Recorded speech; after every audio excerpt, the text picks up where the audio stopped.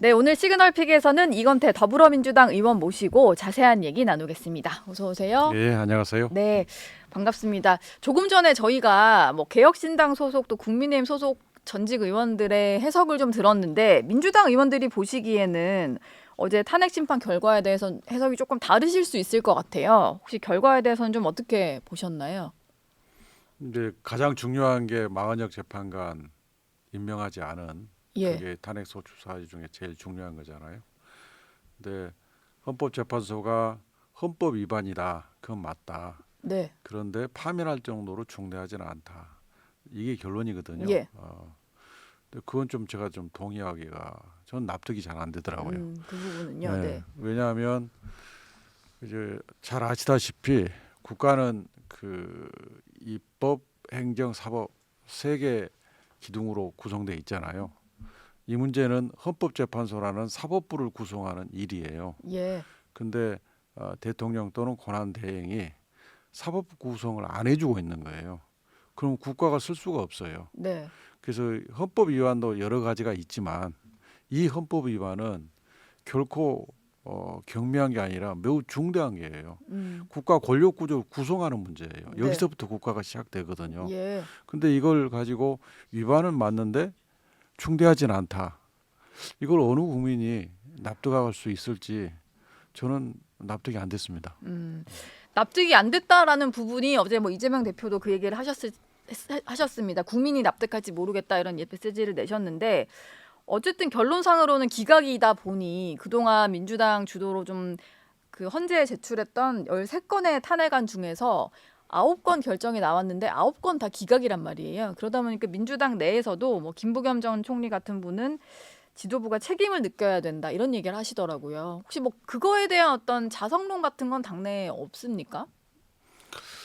그 총 아홉 건인데 예, 22대 들어와서 22세 돌아서 탄핵 소추한 것은 12.3 불법 비서관 계엄 이전에는 이준숙 방통위원장 한 건뿐이에요. 예. 다 그 이후에 이 내란 사건 이후에 내란을 해결하고 진압한 것과 관련돼서 소추된 거예요. 근데 감사원장과 검사 세 분은 비상계엄이랑은 상관이 없잖아요. 비상계엄은 상관없어 보이죠. 예. 그런데 소추서에도 내용은 없어서. 그런데 검사 3명은 김건희 도이치모터스 주가 조작 사건을 예. 제대로 수사하지 않은 거고 네. 감사원장은 전 정권에 대한 편파 감사 또는 대통령실 관저 이전과 관련된 소극적인 감사. 예. 결국 윤석열 정권의 비리 의혹에 대해서 제대로 수사 및 감사를 하지 않은 거예요. 그런데 네. 윤석열 대통령이 명태균 의혹 등을 비롯해서 이 예. 모든 것을 한꺼번에 뒤집어 엎으려고 한 거거든요. 만약에 검사가 그 사건을 제대로 수사했다면 감사원이 그런 문제를 제대로 했다면 여기까지 오지 않았죠. 그러니까 이 12.3 계엄을 일으키는 그러니까 수사기관과 감사원이 제대로 역할하지 않음으로써 예. 원인을 제공한 거예요. 그 이후에 이제 조지호, 박성재, 한독수, 윤석열 이 4건은 다 비상계엄의 직접적인 그렇죠. 계엄 이후에 하신 예, 거니까. 비상계엄을 일으키거나 네. 비상계엄의 주요 임무 종사자로 수용해서 구속됐거나 예. 또는 그 의심을 받고 있거나 또 한 분은 마은혁 재판관을 임명해서 네. 빨리 이 문제가 탄핵 재판이 이루어짐으로써 이 국가적 인환이 해결이 돼야 되는데 임명하지 않았거나 네. 이런 분들이기 때문에 다 비상계엄, 불법 비상계엄과 관련이 되어 있는 겁니다. 그렇다고 하더라도 제 질문은 결론은 기각인데 여기에 대한 민주당 내부의 어떤 우리가 조금 탄핵을 할 땐 앞으로 조금 더 신중하자거나 이런 뭐 자성론은 없는지 그게 좀 궁금해서요. 탄핵 소추를 신중하게 해야 되는 건 맞죠. 예. 근데 결론만 가지고 그 탄핵 소추가 잘못됐다 이렇게 비판하는 것은 옳지 않다고 생각합니다. 결론만 가지고. 왜냐하면 네. 이번에 그 검사 탄핵 소추에서도 헌법재판소가 국회 탄핵 소추가 남용된 것이 아니다. 예. 국회가 탄핵 소추권을 가지고 행정부하고 대통령을 견제하려고 하는 것은 맞다. 그 의도는 옳은 것으로 판단된다. 이런 취지로 판단을 했거든요. 예. 그렇기 때문에 그리고 그간에 기각된 내용들을 보면 팽팽하게 4대4 이렇게 팽팽하게 갈리거나 또는 인용 의견이 꽤 있거나 이런 것이었지 일방적으로 그러니까 검사 탄핵이나 감사원 감사원장. 탄핵은 8대 0이었죠. 8대 0이었지만 그 내용을 보면 그 건을 제외하고는 그렇게 일방적으로 된 것들이 별로 없었어요. 그렇게 내용을 봐야 되고 예. 그 감사원 사건 원장 사건과 검사 탄핵 기각 사건도 도이치모터스 주가 조작 사건 수사 안 한 건 굉장히 의구심이 든다. 그런데 의도적으로 수사 안 했는지 기록을 봐야 되는데 검찰청에서 기록을 안 준다. 그러면서 우리로서는 그 부분을 판단할 증거가 없다. 예. 이런 식이에요. 네. 근데 도이치모터스 얘기를 하셔서 제가 문득 좀 궁금해진 건데 뭐 여권 일각이라든지 아니면 검찰 내부에서 하는 얘기를 들어보면 이성윤 서울중앙지검장 시절부터 계속 갖고 있고 결론을 못 내던 수사를 이번에 와서 결론을 낸 건데 만약에 정말로 유죄였다면 수사를 해서 그때 기소를 하면 됐을 일 아닌가 이런 얘기를 해요. 뭐 그거에 대해서 좀 어떻게 얘기를 하시겠어요? 사실 이성윤 그 중앙지검장은 지금 민주당 의원이시잖아요. 굉장히 그 부분은 좀 오해가 있거나 예. 알면서도 그런 말씀하신다면 악의적인 공격이라고 생각하는데요. 이성윤 검사장 때 비로소 그 사건이 본격적으로 수사가 됐습니다. 그때 예, 아주 본격적으로 됐어요. 그래서 계좌 분석도 그때 이루어졌고 그때 이루어진 겁니다. 근데 이성윤 검사장이 떠나고 수사가 중단되고 더 이상 진척이 안 돼 버렸어요. 네. 만약 이성윤 검사장이 예. 1년만 더 있었으면 그 완벽하게 정리해서 기소되고 했을 겁니다. 근데 이성윤 검사장이 있을 때 기소하지 않았느냐. 이성윤 검사장이 수사를 다 마무리하지 못한 상태에서 많은 저항이 있었어요. 예. 그때도 검찰총장은 윤석열 총장이었기 때문에 많은 저항이 있었지만 그래도 이성윤 검사장이 그 저항을 이겨내고 수사를 상당히 속도감 있게 적극적으로 했어요. 근데 이성윤 검사장이 예. 있을 때 수사가 덜 끝나가지고 마무리 안 됐는데 그러면 후임 검사장이 그걸 마무리했어야 되는데 그게 제대로 안 된 겁니다. 뭐 선후 관계를 조금 다르게 알고 있는 것 같다라고 정정을 좀 한번 해주셨고 일단 뭐 양쪽에 좀 얘기가 다른 것 같아서 요 이슈는 넘어가고 질문을 좀 더 해보겠습니다. 민주당이 지난 21일에 당시에는 최상목 대통령 권한대행이었고 어제부로 다시 경제부총리 원래 자리로 돌아갔는데 최상목 부총리에 대한 탄핵소추안을 발의를 하셨어요. 근데 지금 한덕수 총리가 복귀를 한 터라 더 이상 이게 최상목 부총리를 탄핵할 뭐 실효가 있느냐 이런 얘기도 나오는데 그럼에도 불구하고 진행을 하시겠다는 입장이신 거죠? 그 최상목 전 권한대행 최상목 장관은 헌법재판소가 40여 재판관을 임명하지 않은 것은 유언이다. 예. 라고 헌법재판소 판결이 있음에도 불구하고 헌법재판소 판결을 지금 깔아뭉개고 있어요. 권한쟁의 심판 예. 얘기하시는 거죠? 예. 네. 그러면 이걸 국가가 이것을 문제 삼지 않는다면 이거 국가라고 볼 수 있습니까? 그렇잖아요. 예. 지금 권한대행은 대통령이 없는 상황에서 최고 권력자라고 봐야죠. 네. 최고 권력자가 헌법재판소 판결문을 깔아뭉개고 있어요. 이건 굉장히 심각한 헌법 위반입니다. 예. 그런데 이제 한덕수 총리가 복귀했기 때문에 최상목 장관을 탄핵 소추하는 게 정치적으로 무슨 실익이 있느냐? 정치적 실익. 네. 그 측면에서는 탄핵 소추한 게 민주당한테 손해일 수 있어요. 그런데 국가를 생각한다면 국가의 기강, 국가의 법 질서를 생각한다면 이것을 방치하면 이게 국가가 제대로 돌아가는 거냐? 예. 이 문제가 있어요. 그래서 네. 최상목 탄핵을 추진해야 된다고 주장하는 의원들이 굉장히 많습니다. 그래서 이제 지도부 이름이 돼 있는데 네. 발의는 돼 있고 27일 날 본회의 본회의가 때 있죠. 보고가 되면 그로부터 72시간 내에 표결을 해야 되거든요.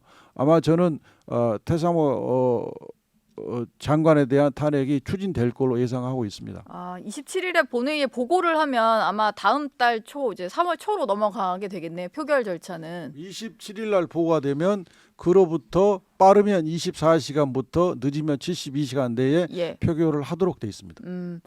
같은 논리라면 한덕수 대통령 권한 대행도 또 탄핵을 하실 수 있는 건가요? 민주당에서 이런 얘기 하시는 분이 있어서 여쭙는 건데 마은혁 후보자 임명 안 한다고 한덕수 대행에 대해서도 재탄핵할 수 있다. 뭐 이런 얘기가 당내에 있잖아요. 지금 여기서 앵커님이 예.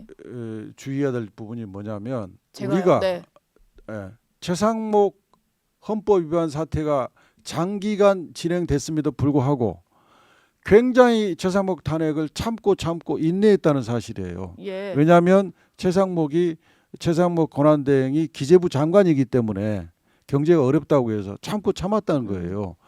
그러니까 지금 이제 한덕수 총리가 복귀를 했는데 네. 복귀 일성을 보면 국회와 국회의장과 잘 협조해서 잘 하겠다 이렇게 먼저 말씀을 하셨어요. 네, 초당적 협력 얘기를 했습니다. 하셨으니까 지켜봐야죠. 음. 앞으로 어떤 일이 일어날지 한덕수 총리가 또 마은혁 헌법재판관을 계속 임명하지 않을지 예. 또 상설특검 임명 절차에 계속 협조를 거부할지 네. 그런 지켜보고 예. 그때 가서 판단해야지 이제 어제 복귀한 분에 대해서 뭐 가정을 전제로 말씀드리는 것은 대단히 부적절합니다. 아니 저는 민주당에서 그런 얘기 하시는 분이 있길래 그럼 이게 저한테 하시는 말이자 또 민주당 당 내에서 한덕수 권한대행 뭐 재탄핵 얘기하시는 분에 대한 얘기일 수도 있겠네요. 저는 그 얘기를 못 들어봤습니다.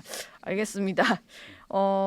국민의힘에서요 아무래도 계속 이 공세를 할 것 같아요. 아까 의원님께서는 같은 기각이라도 결정문의 내용을 살펴봐야 된다 이런 얘기를 하셨는데 국민의힘 같은 경우는 탄핵안이 워낙 이제 줄줄이 기각이 되다 보니까 헌재에서 기각 또는 각하 결정이 나온 경우에 이걸 주도적으로 발의한 당에서 비용을 부담하게 해야 된다. 왜냐하면 지금은 이제 국회 예산으로 좀 대리인단 비용이나 이런 게 나가는 거다 보니까 이런 식의 법안을 발의를 했거든요.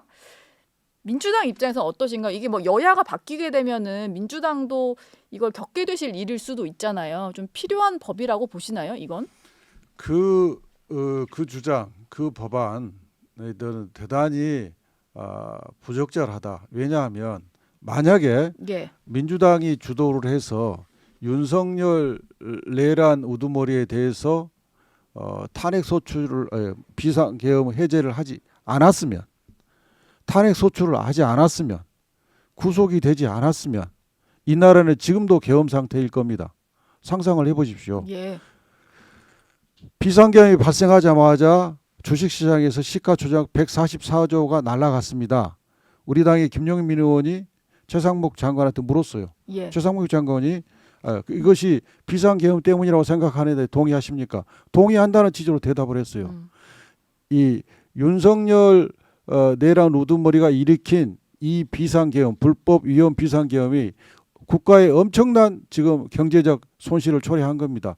포브스지에서 이 불법 위헌 비상계엄이 대한민국의 GDP의 킬러다. 예. GDP를 죽이는 거다.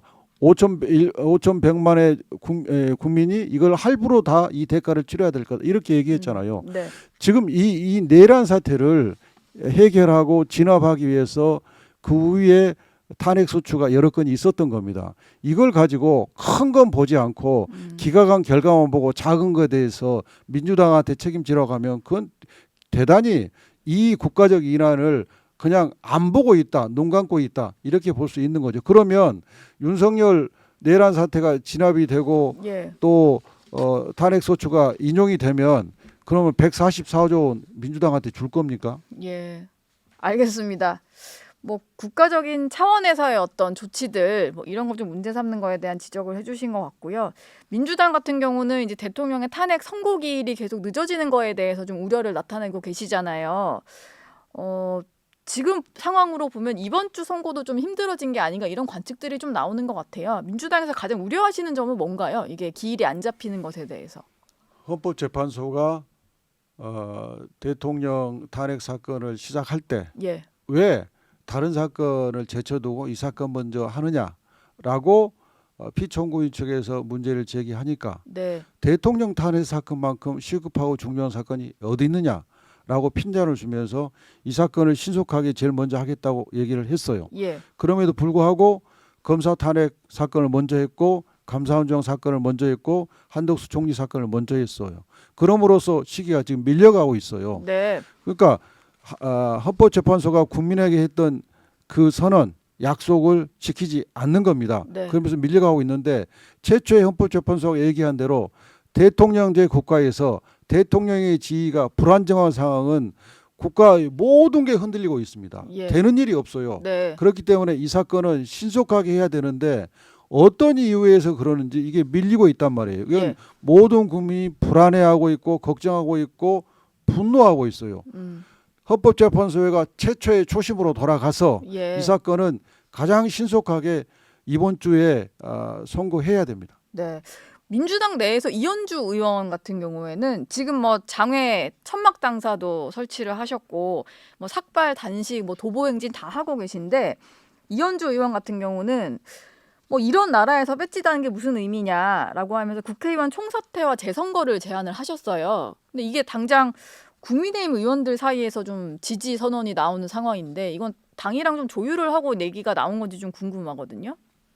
이분이 왜냐면 최고위원이시다 보니까. 당하고 조율한 것 같지는 않고요. 예. 저도 지금 그 말씀 지금 여기서 처음 아, 들었습니다. 그러세요? 예. 네. 그럼 이거는 뭐 당 차원에서 뭐 저 추진을 하시거나 뭐 그럴 사안도 아니시겠네요. 아닌 지금. 것 같은데요. 예. 알겠습니다. 의원님이 직접 겪으신 일이라서 이 얘기도 좀 해볼게요. 20일에 그 지난주였는데 대통령의 파면 촉구 시위를 하시던 와중에 백혜련 의원이 계란을 맞는 일이 예. 발생을 했습니다. 예. 근데 그 옆에 의원님도 서 계셔가지고 예. 이제 어깨에 좀 맞으시는 걸 제가 봤거든요. 당시 상황이 좀 어땠는지 궁금한데 좀 불시에 벌어진 일이었죠, 그게. 그때 이제 저희 민주당 의원들이 기자회견을 하던 상황이었습니다. 제가 이제 기자회견을 읽고 있었고 백혜련 의원님 바로 제 옆에 서 있었어요. 네. 근데 길 건너편에서 이제 이른바 구구 세력이라고 보이는 분들이 막 떠들고 시위하고 있어요. 우리를 반대하는 입장에서. 그분은 예. 탄핵 반대 예, 외치는 예, 예. 분들. 네. 그런데 거기에서 물병도 날라왔고 바나나도 날라왔고 그러던 중에 계란이 날라와서 예. 날계란이 이 눈 부위를 백혜련 의원의 눈 부위를 때렸죠. 네. 그래서 이제 백혜련 의원이 다칠 뻔했는데 많이 그 날계란도 안 아플 것 같은데 굉장히 아프대요. 네. 저도 날계란 맞은 분한테 얘가 진짜 아프다고 그럽니다. 그래서 멀리서 날아오면 그쵸. 네, 그래서 끝나고 이제 저희가 종로 경찰서에 고소장을 제출하고 왔습니다. 네. 그런데 자유민주주의 국가에서 자기하고 의견이 다르다고 그래서 명백히 정치 테러거든요. 정치인에 대한 테러를 하는 것은 굉장히 심각한 범죄입니다.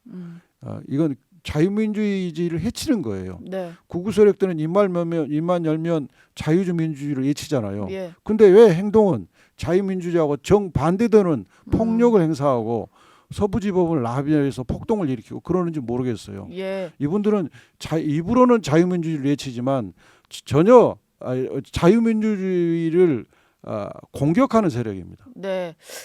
뭐 아직 범인은 안 잡혔는데 경찰도 뭐 수사를 하고 있다고 하니까 뭐 잡히지 않을까 싶고 물론 뭐 자기랑 의견 다르다고 그러면 폭력을 행사하면은 절대 안 되는 일이긴 합니다.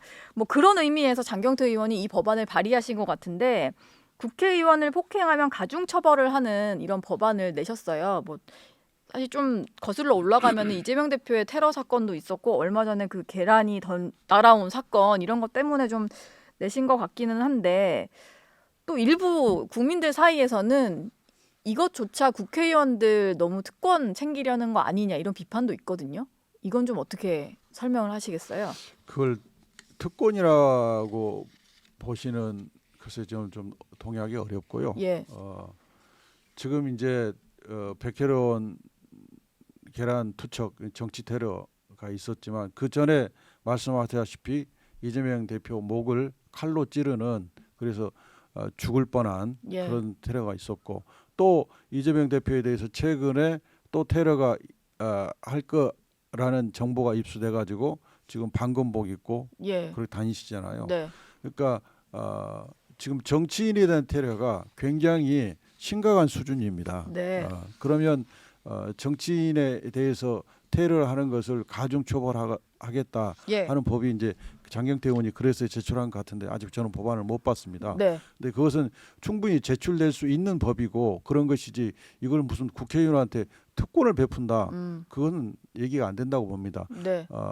지금 막 정치인의 테러, 정치인에 대한 테러에 대한 경각심을 분명히 갖고 우리 국민들도 그걸 좀 정치인에 대한 테러는 나쁜 범죄니까 자유민주주의 국가에서 이런 행위는 있어서는 안 된다 하는 여론을 좀 널리 퍼지게 해줬으면 좋겠습니다. 예.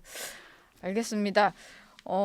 어제 윤 대통령의 형사재판 두 번째 준비기일이 열렸고요. 또 같은 날에는 대장동 개발 비리 의혹과 관련해서 민간업자들 재판도 있었는데 이재명 대표가 이 재판의 증인으로 소환이 됐는데 불출석하면서 과태료 처분을 받으셨더라고요.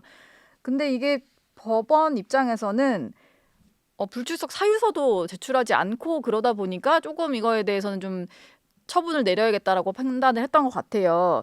근데 이거에 대해서도 이재명 대표가 너무 재판을 골라서 나가는 거다 이런 지적이 있는데 이건 좀 어떤가요? 실제로 골라서 나간다 이런 비판은 좀 너무하다라고 생각하시나요? 먼저 불출석 사유서를 내지 않았다는 것은 그건 예. 잘못된 거고요. 아, 불출석 그래요? 사유를 냈습니다. 예. 이제 불출석 사유의 요지는 이른바 대장도 그 투기 세력들 그러니까 유동규, 김만배, 남욱, 정영학 재판이거든요. 예. 이른바 대장동 본류 사건이라고 네. 합니다. 그들 간에 일어난 일들에 대해서는 이재명 대표는 몰라요. 알지 못한다. 그다음에 이제 아시다시피 지금 이재명 대표가 당무가 엄청 경무잖아요. 예. 그렇기 때문에 그런 사정을 설명하면서 불출석 사유서를 냈습니다. 예. 근데 통상 이제 불출석 사유서를 보고 네. 한 번 더 소환을 하거나 그러면서 증인의 입장도 고려하고 하는 게 통상적인 재판 실무인데 네. 그냥 한 번 불출석 사유 내고 한 번 안 나오겠다고 해서 바로 가태료 처분을 하셨더라고요. 네. 뭐 재판부의 선언이니까 선고니까 존중을 하는데 제가 볼 때는 다소 좀 이례적이다 이런 느낌을 받았고요. 이례적이다. 예. 그다음에 이제 그 대장동 사건 얘기가 나와서 그러는데 올해 2021년 12월경에 유동규, 김만배, 남욱, 정양 등을 기소할 때 네. 그 공소장을 보면 거기에는 이재명 대표가 아예 등장하지 않습니다. 예. 그러니까 그 당시 1차 수사 결과는 이재명 대표는 대장동 사건과 무관하다라고 네. 결정을 내렸던 거예요. 예. 그런데 2022년 돼서 정권이 바뀌고 수사팀을 전면 개편합니다. 네. 수사팀 전면 개편은 저는 본 적이 없어요. 예. 일부 수사를 했던 사람들이 수사를 잘 알기 때문에 일부 잔류시키고 일부 보강하는 그런 개편은 봤어도 이렇게 전면 개편은 본 적이 없거든요. 네. 전면 개편한 다음에 유동규가 진술을 바꾸고 그 진술에 기반해서 이재명 대표를 기소한 겁니다. 그 재판이 방금 대장동 본류 사건과 별개로 지금 중앙지법에서 이루어지고 있는데 그래서 이제 변호인이 이제 그걸 어떻게 할지는 이제 지켜봐야겠습니다만은 네.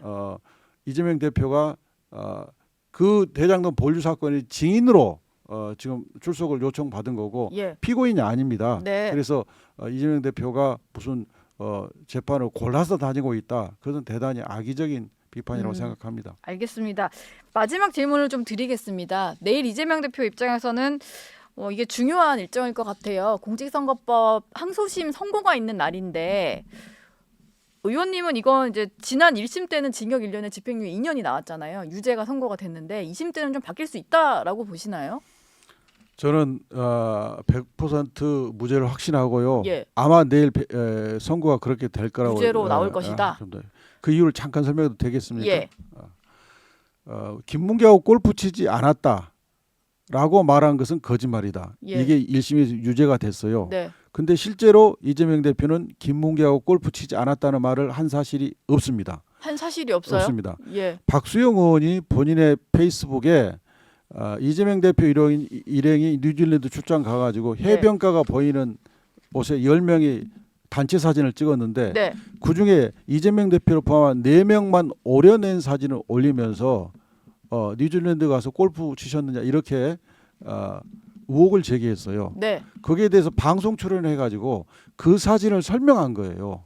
국민의힘 측에서 4명 사진 찍어가지고 내가 골프 친 것처럼 사진을 올려놨던데 내가 확인해 봤더니 예. 우리 일행 단체 사진에서 4명만 오려내서 만든 거더라. 조작된 거다. 예. 이렇게 말을 했어요. 예. 근데 그 말은 검사가 해석을 해요. 이 말은 김문기하고 골프 치지 않았다는 말이다. 그런데 그것은 거짓말이다. 이런 식의 공소 사실이에요. 아, 뭔가 섞여 있다 이런 말씀을 하시는 거네요. 사진에 대한 얘기를 했는데 사진에 대한 그걸 설명을 했는데 예. 그것을 김문기하고 골프 치지 않았다는 말이다라고 검사가 해석을 통해서 예. 만들어냈어요. 그래가지고 그것은 거짓말이다. 음. 이렇기 때문에 이게 유지될 리가 없다. 아, 이게 이렇게 1심에서는 뭐 유죄였지만 유지될 리가 없다. 2심에서는 예. 뭐 그런 의미에서 무죄를 확신하시는 것 같고, 그럼 짧게 하나만 질문 더 드릴게요. 만약에 그럼에도 불구하고 또 이제 민주당 측에서는 납득하기 힘든 유죄 판단이 나오게 된다면 피선거권이 박탈이 될 수가 있잖아요. 2심이긴 합니다만. 그러면 아마 여권에서는 대선 전에 대법원 확정 판결이 나와야 된다라는 어떤 그 공세를 시작을 할 것 같아요. 민주당 입장에서는 그게 어떻게 좀 대응을 하려고 계획을 하시는지 그게 좀 궁금한데요. 김문기 골프 치지 않았다 이 부분이 하나 있고요. 예. 백현동 부분에 대해서도 뭐 국토부로부터 혁신도시법에 의해서 용도 변경 요구 받았다. 들어주지 않으면 직무유기 이런 걸로 문제 삼겠다 협박 받았다. 예. 이렇게 발언했다고 하는데 네. 이 발언도 백현동 사업에 설명할 때 했던 발언이 아니에요. 이것도 짜집기고 예. 법리적으로도 공소법 허위사실 공표죄는 후보자의 행위에 관한 거짓말이어야 돼요. 네. 그런데 이건 국토부의 행위란 말이에요. 예. 그게 법리적인 문제가 하나 있고 또 하나는 국감장에서 발언은 국회 증언감정법상 위증죄로 국회에서 처벌하지 않은 이상 네. 어떠한 불이익한 처벌도 할 수 없도록 돼 있어요. 그럼에도 불구하고 공직선거법으로 기소했단 말이에요. 다시 말해서 모든 게 지금 법리 문제예요. 확장해서 아까 말한 그 해석을 통해 도출한 확장해서 금지 그것도 예. 법리 문제입니다. 네. 이게 다 법리 문제이기 때문에 가사 2심에서 유죄가 선고된다 하더라도 대법원은 법률심이잖아요. 예. 그래서 대법원에서 이 부분을 다시 검토를 받아야 될 뿐만 아니라 20대, 21대에 예. 허위사실 공표로만 기소된 게 27건이 있었는데 100만 원 이상이 선고돼서 신분이 상실된 게 딱 한 건입니다. 네. 나머지는 전부 10건이 무죄가 났고 나머지는 100만 원 밑으로 선고됐어요. 이 사건의 범죄 사실을 보면 이게 얼마나 황당한 기소고 네. 양형에 있어도 황당한 양형인지를 예. 이 다른 사건과 비교해 봤을 때 알 수가 있습니다. 그렇기 때문에 우리 지지자들은 2심에서 유죄가 선고된다 하더라도 이재명에 대한 지지를 철회하지 않을 겁니다. 예. 오히려 법률심이니까 대법원이 그렇습니다. 그런 이제 만약에 2심에서 유죄가 된다면 법리 다툼이 더 치열해질 것이다. 예. 지금 공소법은 100%가 다 법리 문제입니다. 예. 알겠습니다. 이건태 민주당 의원과는 여기서 인사 나누겠습니다. 오늘 말씀 고맙습니다. 감사합니다.